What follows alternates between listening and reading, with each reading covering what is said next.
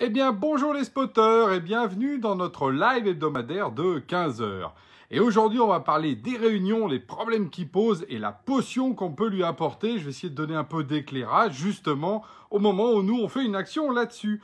Alors, déjà, il faut avoir des chiffres quand même. Aujourd'hui, les réunions, évidemment, elles ont été extrêmement amplifiées par tout simplement le Covid et le fait qu'on se soit retrouvés tous en télétravail, qui est aujourd'hui devenu quelque chose d'encore plus naturel, j'ai envie de dire, qu'avant.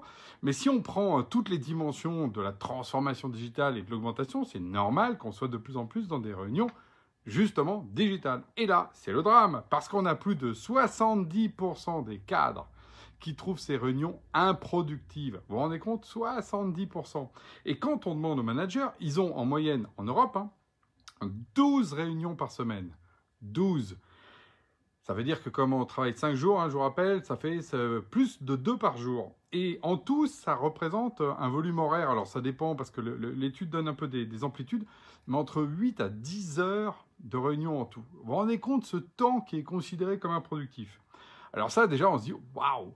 Mais alors la question, c'est pourquoi? Alors déjà, effectivement, il y a toujours la question, il y a trop de réunions. Alors ça, c'est un problème amont, on pourrait en parler. C'est un sujet d'ailleurs souvent qui revient à la question du rapport entre le contrôle et l'information. Voilà. Et là, les outils, évidemment, sont extrêmement importants. J'y reviendrai tout à l'heure. Donc, premier niveau, évidemment, c'est comme pour l'énergie, diminuer les réunions. OK. Mais ensuite, si on regarde à l'intérieur des réunions, le problème numéro 1, c'est le problème de cadrage. On va faire des réunions, mais elles ne sont pas cadrées. Elles ne sont pas cadrées dans le temps, elles ne sont pas cadrées dans les objectifs. Et souvent, c'est difficile à faire. Et donc, comment on peut faire? Deuxième point, c'est la question de l'engagement. L'engagement des gens dans la réunion, justement, qui sont là, ils s'endorment dans les réunions, ou qui éteignent leur caméra, on se dit, ils ne sont pas là, ils sont en train de faire autre chose. Et la question aussi de l'interactivité. Du coup, qu'est-ce que ça veut dire faire de l'interactivité? Et c'est là on voit qu'effectivement, la fameuse Zoom fatigue, elle est tout simplement le fait que face à une visio avec 9 personnes, vous voyez, les petits damiers comme ça, on reste comme ça pendant 1 heure, c'est épuisant de concentration dont on sent. Et vous savez, c'est cette fatigue, un peu comme on dit, on se fatigue autant en descendant les escaliers qu'en les montant, de ne rien faire, de ne pas être en action. Donc voilà. Et puis alors, je ne parle pas pour celui finalement qui anime la réunion, de ramer comme ça pour emmener tout le monde et rendre ce compte rendu à la fin un peu pénible. Voilà.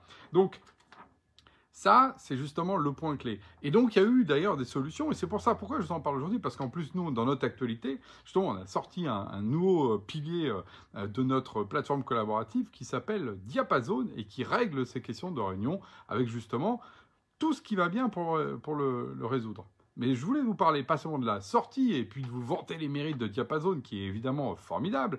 Et je vous invite à aller voir sur la page Genspot parce que c'est sorti là, juste là. C'est plutôt vous remettre ça en perspective.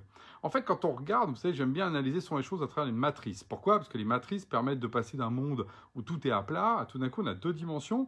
Et 2 dimensions, à un niveau humain, on arrive à peu près à comprendre. Même si on sait, en tant qu'adulte, que le monde il est multidimensionnel. Et je vais vous donner une grille de lecture par rapport à ça qui va vous donner aussi une façon de régler et le problème des réunions et le problème justement à l'intérieur des réunions. En fait, la problématique, c'est est-ce que je travaille seul? Est-ce qu'on est ensemble? Et est-ce que je travaille en synchrone ou est-ce que je suis en asynchrone? Vous voyez les 2 dimensions? En fait, dans cette matrice que je vous invite à redessiner, j'ai failli le faire derrière vous là. Justement, je me suis dit comme ça va faire un petit exercice pour les gens qui me regardent. Quand on est seul, par exemple, en asynchrone, en fait, on est en train, par exemple, d'écrire un document. Donc, par exemple, chez nous, c'est l'offre qui s'appelle WeDoc, où on écrit des documents. OK. Quand on est seul, et qu'en fait, on va être justement plutôt en synchrone, c'est qu'en fait, on va être seul à un autre, par exemple, ça s'appelle un coup de téléphone. Vous voyez, ça, c'est très synchrone avec une personne. On est seul, on est 2, c'est pas l'équipe. Et à l'autre côté, évidemment, la réunion, c'est le moment où on est en synchrone en équipe. Et oui, c'est là. Et c'est pour ça que la partie synchrone équipe, nous, justement, c'est ça qu'on a rajouté comme 4e pilier, qui est la question, justement, de Diapason, notre solution, qui permet de faire ça. Et en gros, il faut comprendre que ce n'est pas avec les outils, par exemple, du téléphone ou de la visio de base, qu'on peut animer une réunion. C'est pour ça que je vous ai amené sur cette matrice. Après, je vais finir sur celle d'en bas. En fait, il faut se dire que ce n'est pas les autres systèmes. Donc, que soit un document partagé, un compte-rendu, ne fait pas une réunion. Et une visio ou un pont téléphonique ne fait pas, justement, encore une fois, une réunion réussie. Il faut donc d'autres éléments. Et par exemple, le cadrage, ce n'est pas un cadrage de compte-rendu.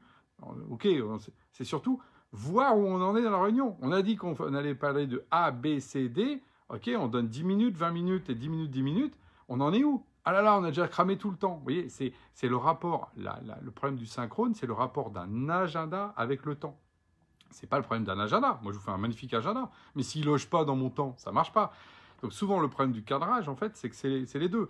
Alors moi, qui suis musicien, je peux vous dire, je vois très bien. La question, c'est pas les notes, c'est pas le rythme, c'est de mettre les notes dans le bon rythme. Vous voyez, c'est ça la musique. Donc c'est pareil dans l'histoire, en gros, d'animation de réunion, par exemple sur le cadrage. Et puis pour l'engagement, c'est pareil. Engager, oui, mais il faut avoir les outils d'engagement. En fait, c'est comme voilà, apporter justement ces outils-là. Donc, synchrone, collectif, ça, c'est la réunion. Et justement, quand on est en asynchrone, par exemple, collectif, c'est quoi? Bah, par exemple, c'est l'intranet.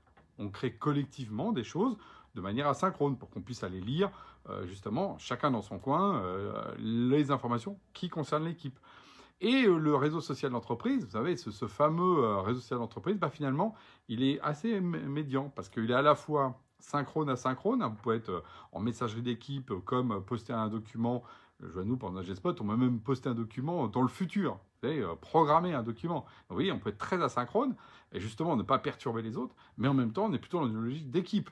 Et par contre, on peut être aussi des choses plus individuelles. C'est pour ça que le RSE, un peu comme le mail ou comme le messager d'équipe, sont des outils très versatiles parce qu'ils vont de petite équipe à très grande équipe. Nous, on gère jusqu'à plus de 100 000 utilisateurs sur un réseau, hein, pour vous dire. Et en même temps, ils peuvent être très synchrones comme asynchrones. Voilà, c'est ce qui les rend versatiles.